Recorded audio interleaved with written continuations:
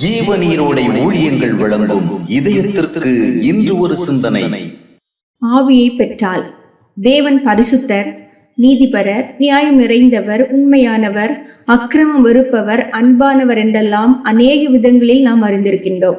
எனவே அவருக்குள் இருக்கும் ஆவி பரிசுத்தம், நீதி, நியாயம், உண்மை, அக்கிரம வெறுப்பு, அன்பின் நிறைவு ஆகிய தன்மைகளை கொண்டதாகவே இருக்க முடியும். அத்தகைய பரிசுத்த ஆவியைத்தான் ரட்சிப்பின் அனுபவத்தின் மூலம் நாம் பெறுகின்றோம். மேற்கொண்ட தன்மைகளை கொண்ட பரிசுத்த ஆவியை நாம் பெற்றால் அந்த ஆவி நீதியை, பரிசுத்தத்தை, அன்பினை, நியாயத்தை, உண்மையை நேசிக்கவும் அவைகளை வாஞ்சிக்கவுமே நம்மை தூண்டவும் ஏவவும் செய்யும் என்பதில் சந்தேகமில்லை. இதுவே பரிசுத்தாவின் கிரியையாக இருக்க முடியும்.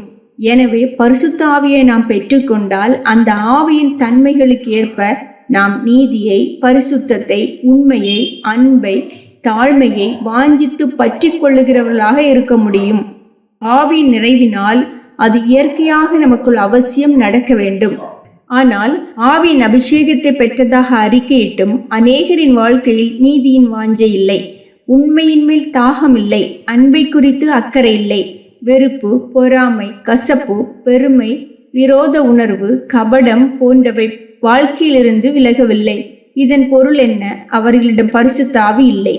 ஆவி இருக்கும் இடத்தில் ஆண்டவரின் குணாதிசயங்கள் இருப்பதே உண்மை அடையாளம். பலர் தங்களை பரவசப்படுத்துகின்ற, தங்களுக்கு உற்சாக விசை அளிக்கின்ற ஒரு சக்தியாக மட்டுமே பரிசுத்த ஆவியை புரிந்து கொள்கின்றனர். அது தவறானது.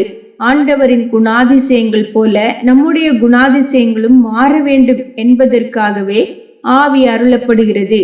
பரிசுத்தாவின் நிறைவின் அனுபவங்களை ஜெப வேளைகளிலோ, சபை கூடி ஆராதிக்கும் வேளைகளிலோ நாம் உணரும் உற்சாகங்களை கொண்டோ, பரவசமான மனநிலையை கொண்டோ உறுதிப்படுத்த முடியாது.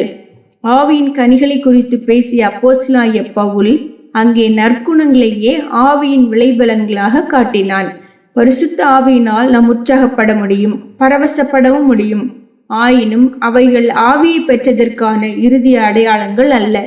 நம்மில் வெளிப்படும் ஆவிக்கேற்ற குணாதிசயங்கள் தான் சரியான அடையாளம்.